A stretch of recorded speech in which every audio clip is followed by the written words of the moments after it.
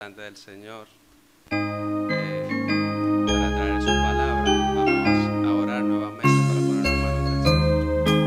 Señor y Dios, estamos aquí nuevamente delante de tu santa y gloriosa presencia. Queremos pedirte, Padre Celestial, que seas tú visitándonos en esta mañana, que seas tú, Señor, poniendo palabra en mis labios, que no sea yo, Señor, el que hable, sino que seas tú hablando a cada corazón que se encuentra en este día aquí y que tú has traído para que puedan ser alimentados con tu santa y gloriosa palabra. Que no vean el que está parado aquí, Padre Celestial, sino que tengan un corazón dispuesto a escuchar lo que tú tienes que decir. En el nombre de Jesús, amén. El micrófono lo vamos a tener por ahí preparado, porque esta es una escuela dominical y entonces vamos a estar participando todos. Muy bien, hermanos. El tema que traemos en el día de hoy, para que busquen en sus Biblias, vamos a estar tratando lo que son los 4 capítulos del libro de Jonás. Así que vamos a estar leyendo en el libro de Jonás y me gustaría empezar de una vez. Alguien que busque el primer capítulo para que me ayude leyendo, por favor. El micrófono por allá. Muy bien. ¿Alguien lo tiene? Parece.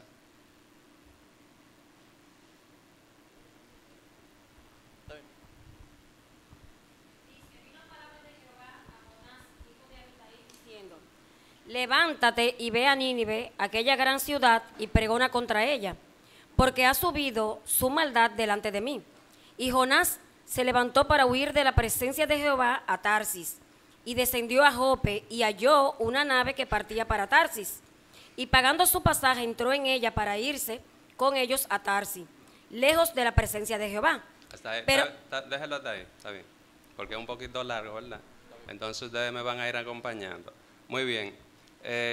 Vamos a estar viendo en lo que tiene que ver los 4 capítulos del libro, lo que es tanto la situación de Jonás como el pueblo, el cual vimos cómo se arrepintió.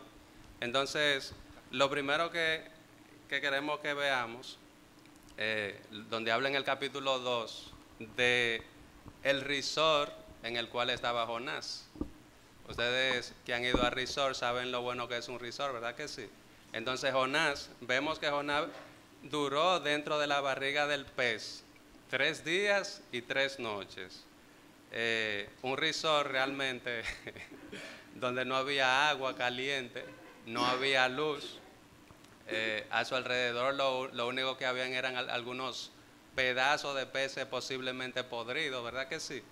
Entonces, malos olores y esas cosas ahí en decomposición, ya ustedes se imaginarán el resort que posiblemente haya sido de alguna -5 estrellas, por lo menos, porque era realmente terrible. Entonces, vamos a ver, en aquellos tiempos, en lo que vivió Jonás, en Israel estaba gobernando Jeroboam II, y en Judá se estaba gobernando Amasías. Era el año 800 antes de Cristo, y podemos ver en Primera de Reyes, en Reyes 14, 23 al 15, ustedes lo pueden ir buscando, donde aquí podemos ver realmente cuáles eran las personas que estaban gobernando en ese tiempo en Israel. Y en la parte, en el versículo 15:1, podemos localizar incluso ahí a Jonás predicando, aparte del libro de Jonás. Ahí aparece un punto donde él fue a predicar a Israel en esos tiempos. Entonces, esa ciudad de Nínive fue fundada por Nimrod. Eso también podemos encontrarlo en Génesis 10:11.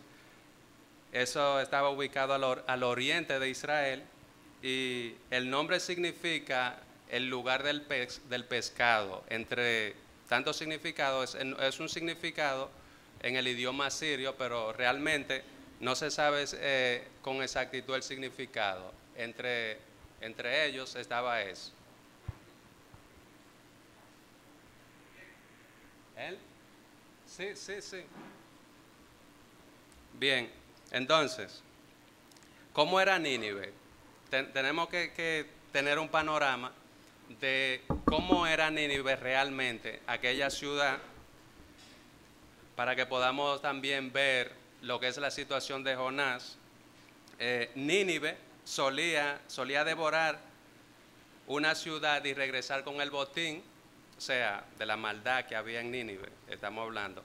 Ellos iban a una ciudad, la conquistaban la ciudad y luego venían con el botín y realmente el botín lo llevaban a la ciudad de Nínive, que era la ciudad principal de los asirios. Era una ciudad realmente, vamos a decir, de las más desarrolladas en sus tiempos, lo que tenía que ver con el comercio y todas esas cosas. Era el centro realmente donde la mayoría alrededor iban a abastecerse. Y cabe destacar algo, y es que era una ciudad sumamente violenta, una ciudad donde cuando llegaban, que venían de conquistar a las personas que ellos llevaban cautivas, el mismo rey, él agarraba con la punta de la flecha, y con la punta de la flecha a los ojos de los prisioneros le sacaba los ojos con la punta de la flecha. Ya ustedes pueden imaginarse. A otros los degollaba vivo, y entre otras cosas, de tanta violencia que había en ese pueblo. Y por eso es que realmente en el versículo 1 vemos cuando Jonás escapaba de la presencia de Dios, lo que con él estaban, al ver una tormenta inusual, echaron suerte. En el capítulo 1, todos lo hemos leído, imagino, donde echaron suerte sobre cada uno de los que estaban allí, y vemos que la suerte cayó sobre Jonás. Pero también podemos ver que a pesar de la metida de patas de Jonás, a pesar de, si ustedes se fijan aquí en el mapa, cuando a él lo enviaron, fíjense dónde él estaba aquí donde está el primer punto, aquí el primer punto donde él estaba, y acá fue que a él lo mandaron, a Nínive. Fíjese qué vuelta da el individuo corriendo. O sea, él da totalmente la espalda, totalmente, es como está de frente y se voltea totalmente. Se dirigió a Tarsis, que actualmente es aquí cerca de Sevilla, en España. Fíjense la distancia que el cohete que el individuo cogió. Entonces, si ustedes se fijan, a pesar de ese error cometido por Jonás, de él no querer obedecer a Dios, vemos cómo el Señor usa las circunstancias para hacerle bien a otros. Por ejemplo, si ustedes se fijan, en ese capítulo 1, aquellas personas que iban en el barco, cuando la situación estaba difícil, cada quien clamó a su Dios y ninguno respondió. El único que respondió fue el Dios de Jonás. Y por eso allí mismo, esos individuos, usted puede estar seguro de que ellos, vamos a decir, se salvaron, porque ellos hicieron votos al Dios de Jonás. E incluso en el capítulo 1 dice que ellos hasta sacrificio hicieron. E hicieron votos porque se dieron cuenta que verdaderamente el Dios verdadero era el Dios de Jonás. Entonces ahí podemos ver cómo el Señor usa cada situación en la vida nuestra, como la que usó en Jonás, para hacerle bien a otros, aun cuando nosotros vamos nadando contra la corriente, como hizo Jonás, que dio la espalda totalmente, pegó un cohete y salió corriendo. Entonces, podemos ver también, cuando no vemos propósito en la vida, un ejemplo también el que podemos ver es la vida de Job. Ustedes saben la situación que pasó Job, donde luego que él entendió, él dice: de oída te había oído, mas ahora mis ojos te ven. Por tanto, me aborrezco y me arrepiento en polvo y ceniza. También podemos ver en el Salmo 73, el rey Asaf, donde dice, se llenó de amargura mi alma y en mi corazón sentía punzada. Tan torpe era yo que no entendía, era como una bestia delante de ti.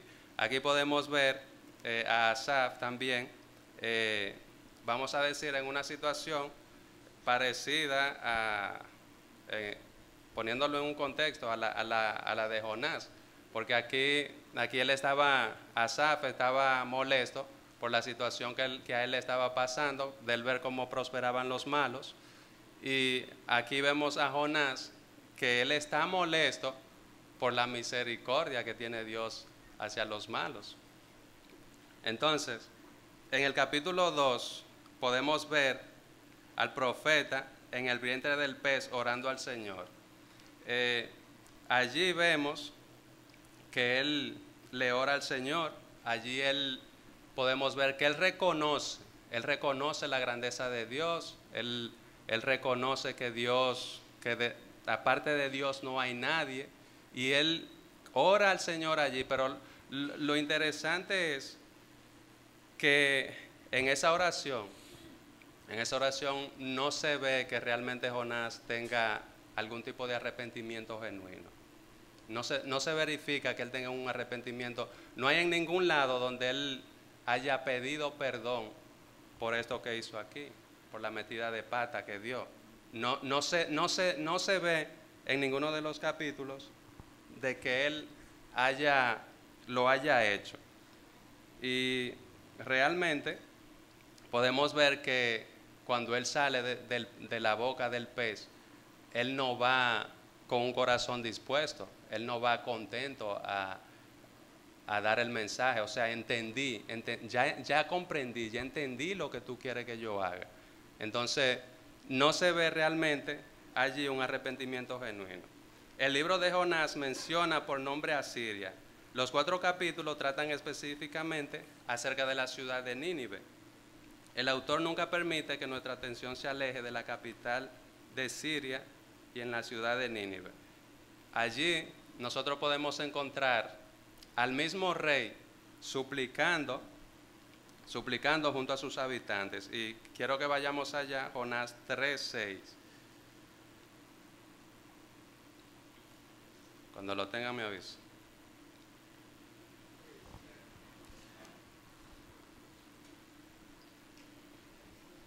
3:6. Sí.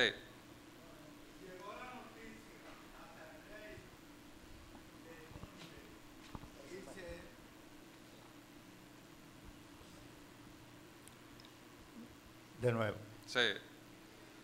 Y llegó la noticia hasta el rey de Nínive, y se levantó de su silla, se despojó de su vestido, y se cubrió de cilicio, y se sentó sobre la ceniza. E hizo proclamar y anunciar. Hasta ahí, está bien. Ok. Muy bien. Si ustedes se fijan aquí, fíjense el patrón, fíjense. Lo primero es que él agarra y se levanta de su silla. Segundo, se despoja de su vestido. Tercero, se cubrió de cilicio y se sentó sobre ceniza. Esa estructura literaria que podemos ver aquí en Jonás 3:6 destaca la profundidad del arrepentimiento del rey. Ustedes se fijan que el rey, de estar sentado en una silla, de ser el monarca o sea, un rey en esos tiempos era un dios, e incluso algunos hasta lo adoraban, como ustedes podrán saber. Y él agarra y se baja de su silla, se baja de su trono, pasa a sentarse en polvorienta ceniza. El gobernante también cambia su manto real, como podemos ver, y se cubre con saco de cilicio, que era un material en aquellos tiempos utilizado para el luto. También debemos notar que el gobernante asirio no echa mano de recursos modernos para para él negar la culpa. No, porque tú sabes que podemos hacer tal y tal cosa. No, él escucha el mensaje y él se baja de su silla. Ahí podemos ver todo lo que hace. Él tiene la capacidad suficiente para admitir la culpa del pecado en el cual está la ciudad de Nínive. Lejos de considerarse en un nivel superior con relación al resto de la población, él es el primero que da el ejemplo a seguir de arrepentimiento. Él no duda de que Dios tiene derecho a estar molesto con la ciudad de Nínive, a estar realmente enfadado. Entonces, por eso es que encontramos a este rey pagano de rodillas en actitud de arrepentimiento delante del Rey de Reyes, que es nuestro Señor. Y lo que más sorprende es que es lo que el rey hace después. Si ustedes se fijan, quédense ahí en el capítulo 3. Dice: e hizo proclamar y anunciar en Nínive por mandato del rey y de sus grandes, diciendo: hombres y animales, bueyes y ovejas, no gusten cosa alguna, no se les dé alimento ni beban agua, sino cúbranse de cilicio hombres y animales y clamen a Dios fuertemente, y conviértase cada uno de su mal camino, de la rapiña que hay en sus manos. ¿Quién sabe si se volverá y se arrepentirá Dios y se apartare del ardor de su ira y no perecemos? Como ustedes podrán ver, el vestirse de saco de cilicio y toda esa cosa refleja el reconocimiento que el pecado conduce a la transgresión. El tipo de tela representa, según se pude investigar, representa la forma como el pecador aparece en la presencia de un Dios santo. Y la ceniza sugiere el fuego consumidor del juicio divino, con el consiguiente resultado de lo que ocurriría con el pecado.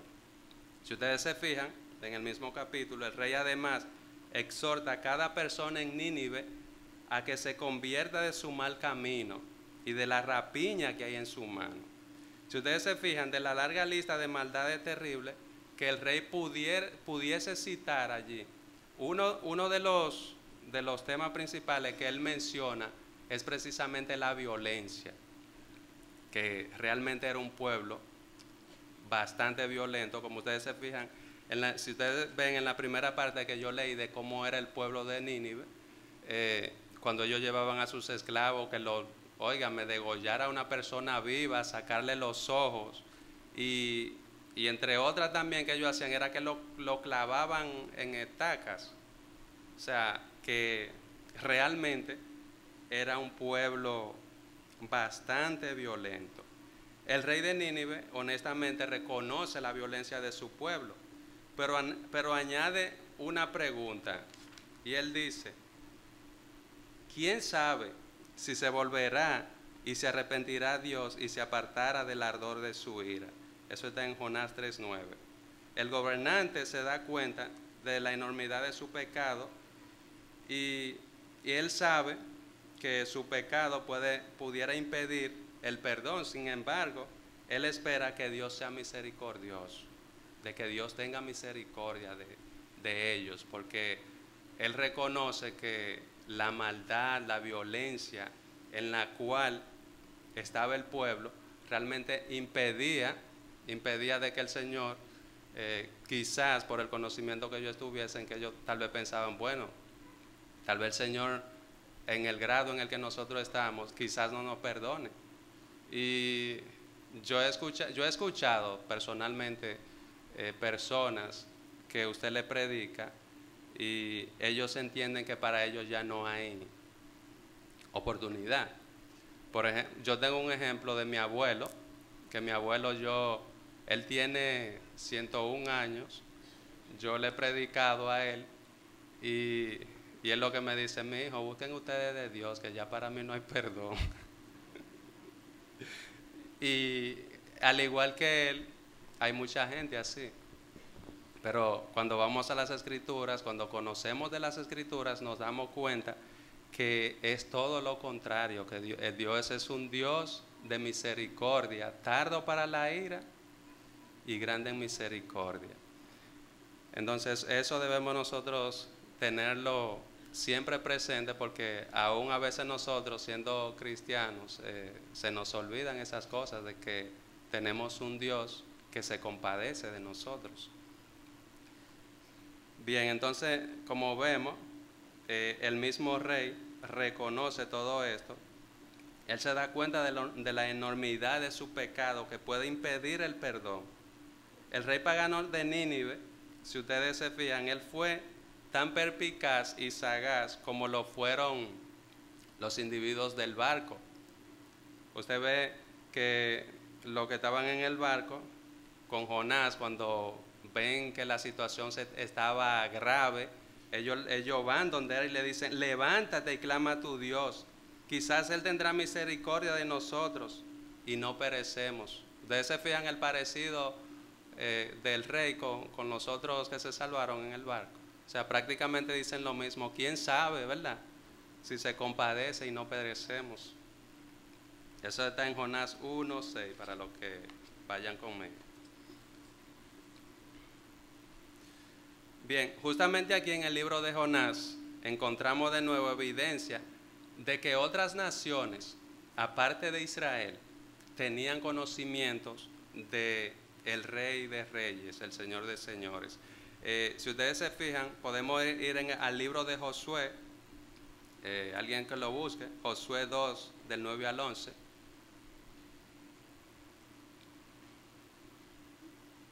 ¿Quién lo tiene?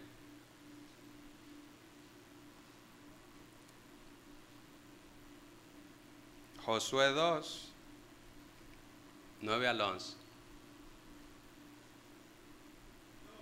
2, 9, 11. No, dele una oportunidad a otro, mi hermano. Ya usted buscó uno, sí. Siempre hay uno que se la sabe de una vez, levanta la mano, ¿verdad? Josué 2, 9 al 11. Y dijo a los hombres: sé que el Señor os ha dado la tierra, y que el terror vuestro ha caído sobre vosotros, y que todos los habitantes de la tierra se han acobardado ante vosotros. El 10. Porque hemos oído cómo el Señor secó el agua del Mar Rojo delante de vosotros cuando saliste de Egipto, y de los que hiciste a los 2 reyes de los amorreos que estaban al otro lado del Jordán, a Sehón, a Og, a quienes destruiste por completo. Y el 11, y cuando lo oímos, se acobardó vuestro corazón, no quedando ya valor en hombre alguno por causa de vosotros, porque el Señor vuestro Dios, Él es el Dios de arriba en los cielos y abajo en la tierra. Muy bien, ahí podemos ver que muy posiblemente la gente de Nínive también había escuchado del Dios verdadero, porque ahí vemos que otras naciones, aparte de Israel, sabían que Dios es el Dios verdadero. Dios debajo en la tierra y arriba en los cielos, dice ahí en Josué. Nínive fue una ciudad pagana prominente. Sin embargo, si ustedes se fijan, Dios no envió a Jonás para confrontar a sus ídolos físicos e intelectuales de la ciudad. En cambio, el Señor sí comisionó a Jonás para proclamar un mensaje certero sobre Israel, sobre Nínive. Y ustedes se fijan lo simple del mensaje que fue enviado. ¿Y cuál fue el resultado? Bueno, dice en Jonás 3:10, y vio Dios lo que hicieron, que se convirtieron de su mal camino, y se arrepintió del mal que le haría, y no lo hizo. El pueblo se arrepintió, y el Señor dice que se arrepintió del mal que le iba a hacer y no lo hizo. Y cabe destacar que el arrepentimiento del arrepentimiento que habla aquí no es como el arrepentimiento humano, sino que Dios ha legislado y ha puesto y ha dicho, bueno, si tú haces esto, aquello. En Deuteronomio podemos ver donde el Señor tiene una larga lista que dice, si tú haces esto, esto, esto, te irá bien, pero si haces aquello y aquello, te va a ir mal. Entonces el pecador, cuando una persona insiste en su pecado y continúa en su pecado, ya hay un juicio que el Señor estableció para ese pecador. Pero si esa persona se arrepiente y se convierte a Cristo, ya el Señor, ese juicio que tenía sobre esa persona, ya Él no lo derrama sobre la persona. Entonces no es que Dios se arrepiente, sino que de lo que Él hace, de que Él dice, como nosotros que ahora pensamos una cosa y ahorita otra, no, de este tipo de arrepentimiento que las Escrituras habla, es precisamente de la legislación de Él. Si tú te arrepientes, pues tú vas a alcanzar misericordia. Si tú insistes en tu pecado, pues el juicio es que va a caer sobre ti. Entonces ahí podemos ver lo que es realmente del arrepentimiento del cual habla las Escrituras.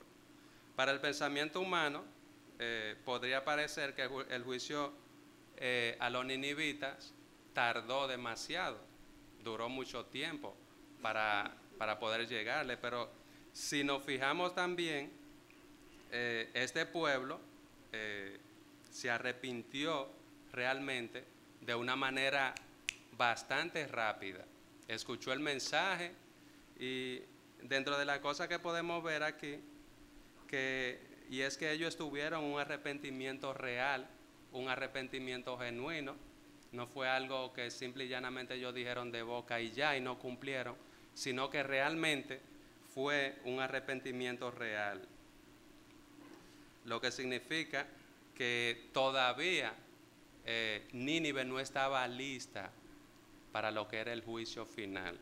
Por eso vemos que esto fue tan trascendental que incluso el mismo Jesús lo menciona.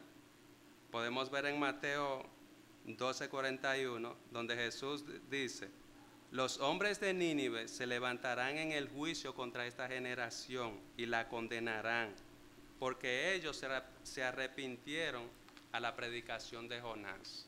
Eso está en Mateo 12:4. A través de las Escrituras, Dios consistentemente trata a la humanidad sin parcialidad alguna. Él aplica su norma divina de moralidad con equidad. El libro de Jonás provee un ejemplo particular de la abundante evidencia bíblica al respecto. Al final de todo, después que pasaron otras generaciones, tanto Nínive como Israel, como ustedes podrán haber notado, fueron destruidos. Ahora vamos a seguir viendo que la narrativa se acerca a su final, pero es Dios, siempre Dios, quien tiene la última palabra a todo lo que tiene que ver y a todo lo que acontece con la raza humana. Aquí dice, incluye su discusión con Jonás.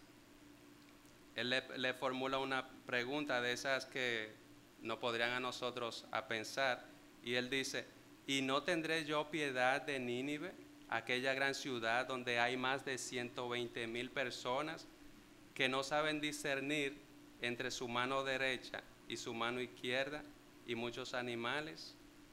Eso está en Jonás 4:11. Si ustedes se fijan, nuestro Dios es tan grandioso que hasta de los animales Él tiene misericordia. Fíjense que no solamente pensó allí, no solamente pensó en el pueblo de Nínive, sino que incluso hasta en los animales el Señor pensó. Y eso realmente sucede y ocurre porque al Señor le duele su creación, le duele. Y realmente, por ejemplo, podemos ver en Mateo 6:26, vamos allá.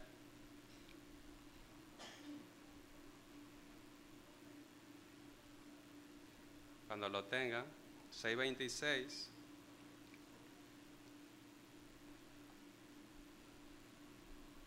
Entonces, por eso es que como al Señor le duele su creación, nosotros como seres humanos, como sus hijos, debemos ir confiadamente al trono de su gracia. porque si Él se compadece aún de los animales, imagínese usted de usted, ¿qué no hará el Señor? ¿Quién lo tiene? Espera el micrófono.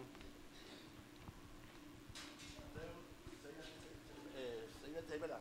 6:26. Mirad, mirad las aves del cielo que no siembran. Sí, sí, sí, sí.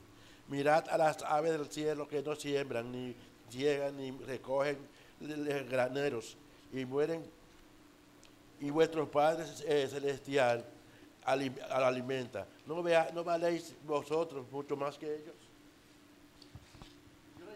No, está bien, está ahí.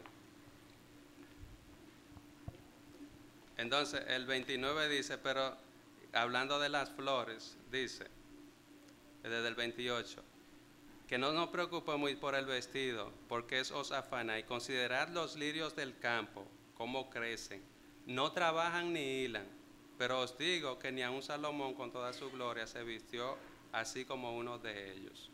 O sea, el Señor piensa en todo lo que tiene que ver con su creación. Así que, mis hermanos, cuando usted tenga cualquier situación, no importa la que sea, vaya, como dice ahí, confiadamente al trono de su gracia, que el Señor siempre le va a responder, el Señor siempre le va a dar una respuesta a la situación a la cual usted tenga o la que esté pasando.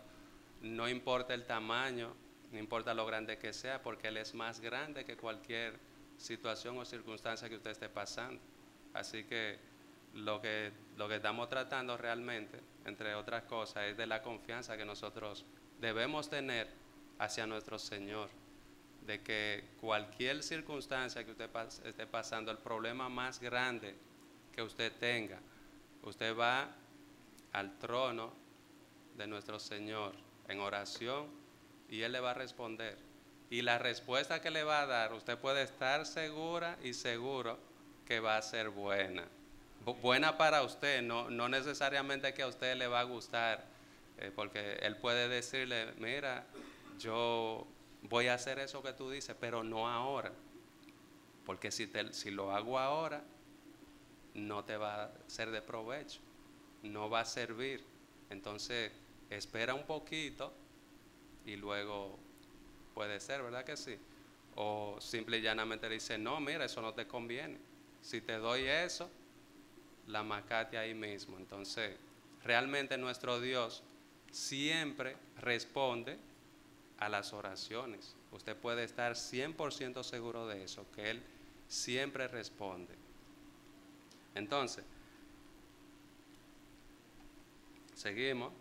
Entonces vemos que la trama del libro completo trata, entre otras cosas, del amor de Dios que Él tenía para con su hijo Jonás. Porque Él sabía, ¿por qué? Él sabía que Jonás albergaba muchos sentimientos que contaminaban su propia existencia.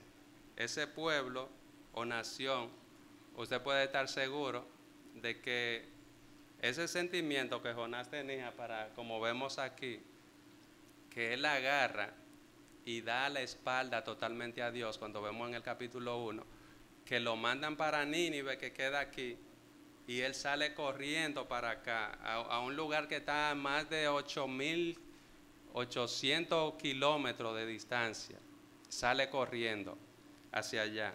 Entonces, a veces nosotros, en lo que tiene que ver con el libro de Jonás, por lo general nosotros nos concentramos en el pez que se traga a Jonás y eso es lo que le enseñamos a los niños y eso.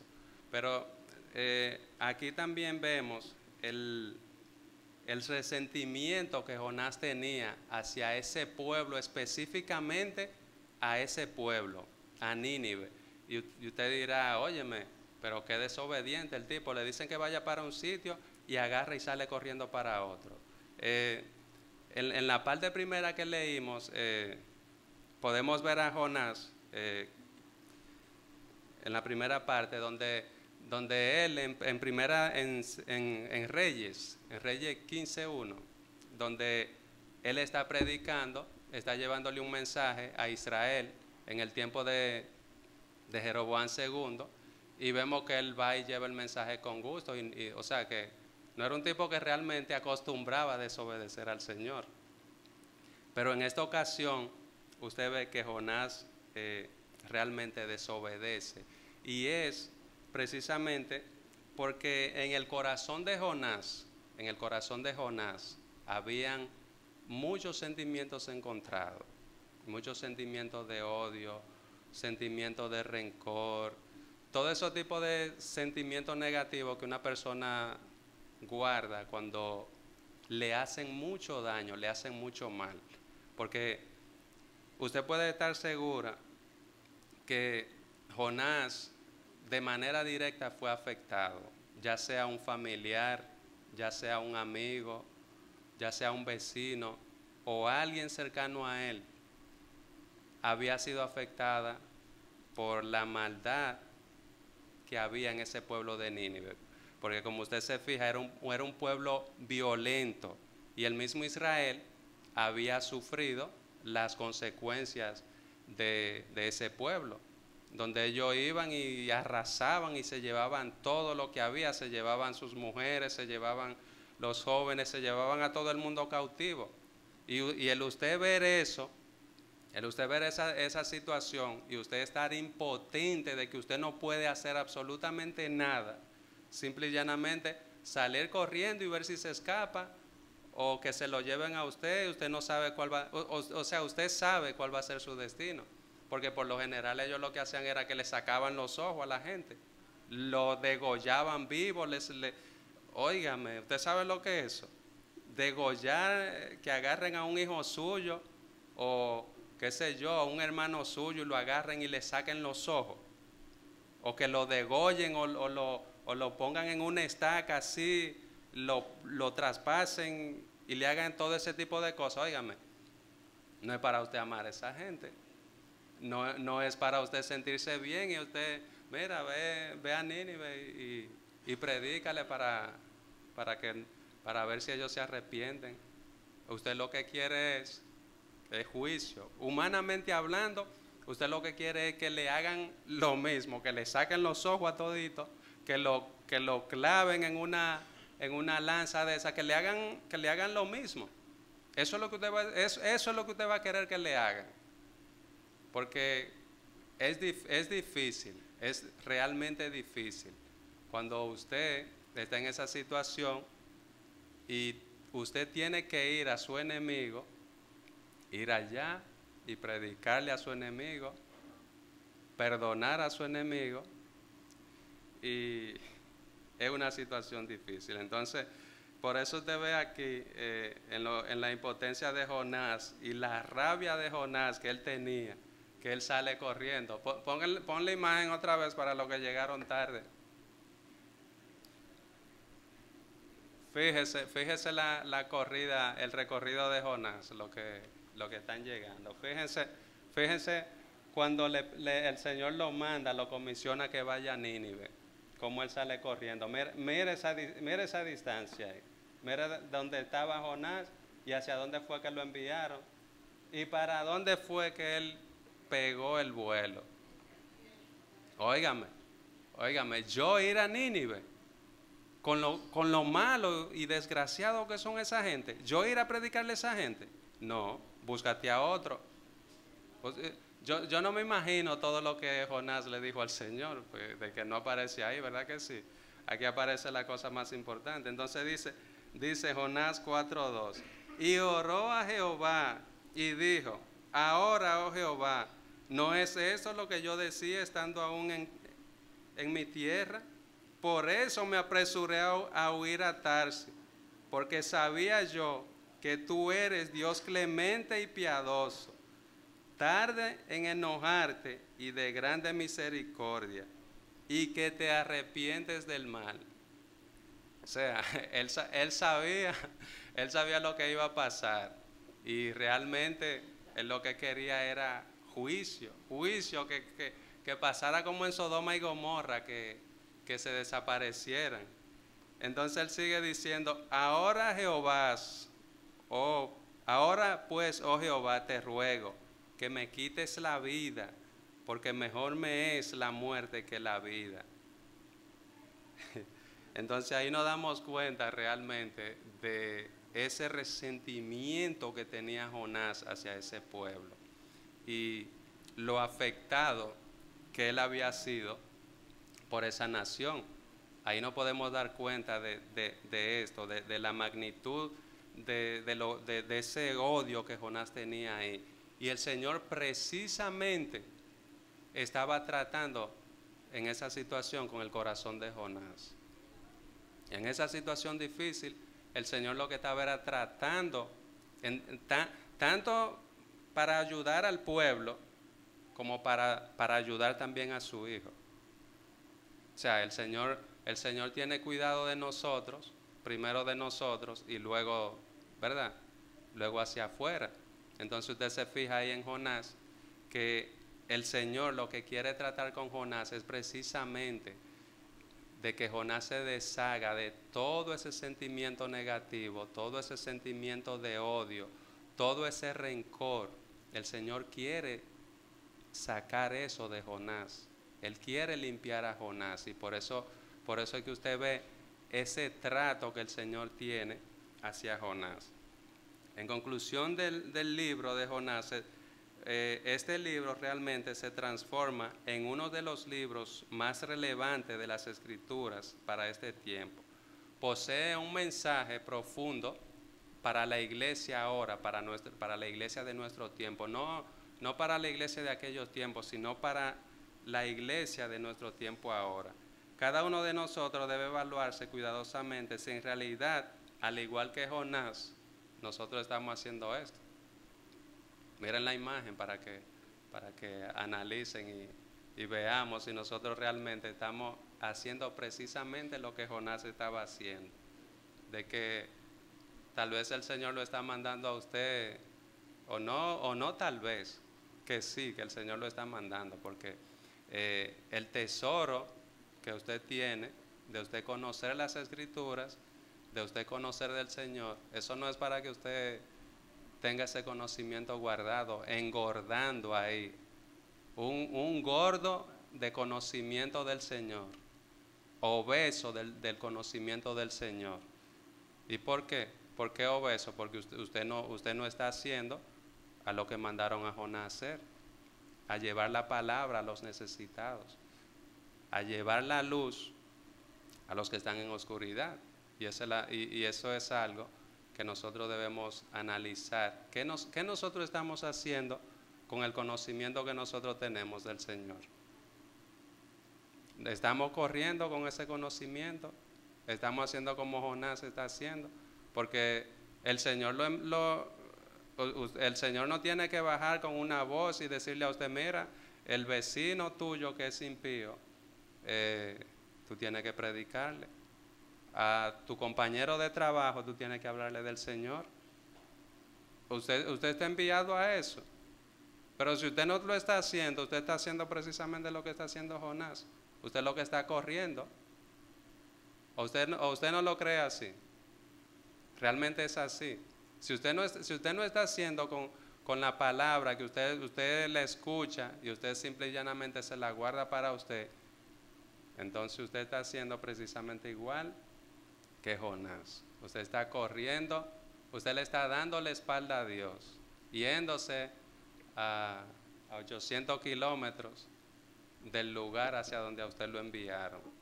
Y realmente, para llevar la palabra, no necesariamente usted tiene que ser un misionero, de que lo envíen a uno de esos pueblos, Juticalpo, donde están los misioneros nuestros, que lo manden para otro país, para otro lugar. Simple y llanamente hay muchas personas que tienen necesidad de escuchar la palabra. Nuestros vecinos, la mayoría de los vecinos nuestros posiblemente son impíos. Entonces usted tiene como dicen, un campo blanco frente a sus ojos. Entonces lo que usted tiene que hacer es ir allí a ese campo blanco y llevar la palabra del Señor. Entonces, estaremos nosotros dormidos en la barca. Esa sería otra pregunta. ¿Estamos nosotros dormidos como estaba Jonás en la barca? mientras la tormenta se acerca a usted y lo está jamaqueando, como dice, y usted durmiendo. ¿Qué usted cree que va a pasar? Usted durmiendo en la barca como estaba Jonás y los demás arriba tirando todo al mar a ver si se salvan. El impío allá afuera haciendo y deshaciendo, con un musicón, con un viaje de mala palabra, y usted con su botella, y usted viendo como ese barco, como están ellos a punto de ahogarse y usted durmiendo. Y la tormenta arreciando, y usted nada más quejándose, cónchale, la situación está difícil. Los jóvenes no escuchan a nadie, pero que no escuchan a nadie, pero usted no le lleva el mensaje. ¿Y cómo que usted dice que no escuchan a nadie si usted ni siquiera hace el intento? Y la tormenta arrecia, y usted nada más quejándose. Igual que Jonás, con ese espíritu de queja. Señor, yo para Nínive, coger yo para Nínive, no. Entonces usted agarra, ¿y qué es lo que qué usted hace? Bueno, no sé. Entonces Dios usa, como usó a Jonás, como usó al capitán del barco para despertar a Jonás. Entonces la pregunta sería, ¿qué está usando el Señor ahora mismo para despertarte a ti que estás durmiendo? ¿Qué está usando el Señor para que tú despiertes, para que tú te levantes y para que tú hagas precisamente lo que hizo Jonás, ir a Nínive y llevar el mensaje a esos perdidos, a esos que tienen necesidad, a esos que necesitan de un Salvador, a esas personas que andan por ahí bien recio, como una gran e inmensa tormenta. Entonces, para considerar, aquí vemos, Jehová le mostró a Jonás misericordia al salvarlo de una muerte segura, pues al no castigarlo por su desobediencia y darle una segunda oportunidad para cumplir su comisión. Usted ve ahí que el Señor, en vez de él, vamos a decir, castigar a Jonás por su desobediencia, él le da una segunda oportunidad y hace que el pez vomite a Jonás después que él hace esa oración de que él reconoce que dio esto, que dio aquello. Y entonces el Señor lo comisiona a que vaya a Nínive y no hace caer juicio sobre Jonás. Entonces la pregunta sería, ¿aprendió Jonás a ser misericordioso con los demás después de todo eso? Bueno, Jonás quería que el pueblo de Nínive recibiera el pago por su pecado. Eso era lo que Jonás deseaba, eso era lo que consumía a Jonás. Jonás estaba siendo consumido por el odio. Y como ya dijimos, nunca se justifica. La actitud de Jonás no es justificable, porque las Escrituras nos mandan a nosotros a tener misericordia. ¿Por qué? Porque Dios estuvo misericordia con nosotros. Él nos salvó. Estando nosotros en la misma situación que están los demás, Él nos salvó. Entonces, vamos a Mateo 6:14. ¿Quién lo tiene?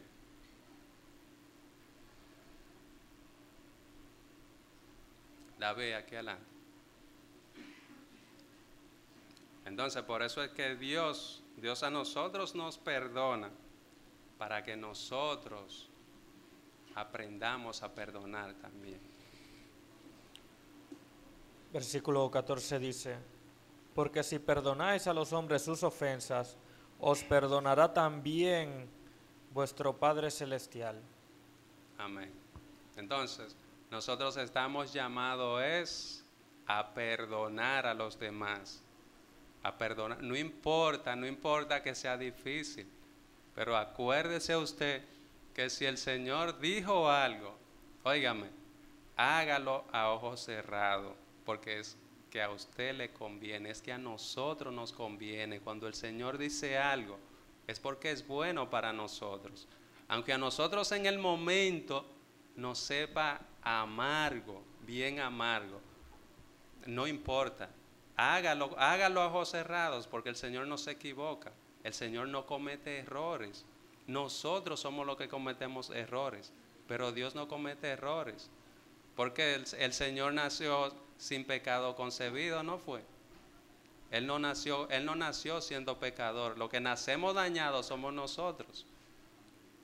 Entonces, también vemos en Segunda de Crónicas, para el que lo quiera buscar, yo lo voy a leer, dice, Segunda de Crónicas 7:14, si se humillare mi pueblo, sobre el cual mi nombre es invocado, y oraren y buscaren mi rostro, y se convirtieren de sus malos caminos, entonces yo oiré desde los cielos, y perdonaré sus pecados, y sanaré su tierra. Muy bien, entonces, ya para terminar, vamos a terminar con una simple pregunta. Entonces, lo primero es que no sabemos cómo actuó Jonás después de todo esto, porque no lo dice. No sabemos si él se arrepintió, si continuó lleno de odio. No lo dice, ¿verdad? No lo dice realmente. Entonces, la pregunta sería, ¿cuál será la decisión que tú tomarás al tú salir hoy de este lugar? ¿Cuál será la decisión? ¿Seguirás lleno de odio? ¿Seguirás lleno de rencor? ¿Seguirás en tu misma situación, consumiéndote el odio? Porque el odio y el rencor, más que a los demás, a usted mismo es que le hace más daño. Siempre el que guarda rencor, el que es el más afectado, siempre va a ser él. Y cuando usted se libera de ese sentimiento, realmente usted va a sentir gozo. Usted va a sentir todo lo contrario. Usted va a sentir paz, usted va a sentir gozo, usted va a sentir tranquilidad. Entonces, esta es la pregunta que yo quiero que usted se lleve y usted abra el librito de su corazón y escriba ahí la respuesta. Yo decido perdonar. Yo decido sacar esos sentimientos que me consumen de mi corazón. Yo voy a perdonar. Yo voy a ser libre en el Señor Jesucristo. Vamos a orar, hermanos. Señor y Dios, te damos gracias por la oportunidad que nos da de traer tu palabra, Padre.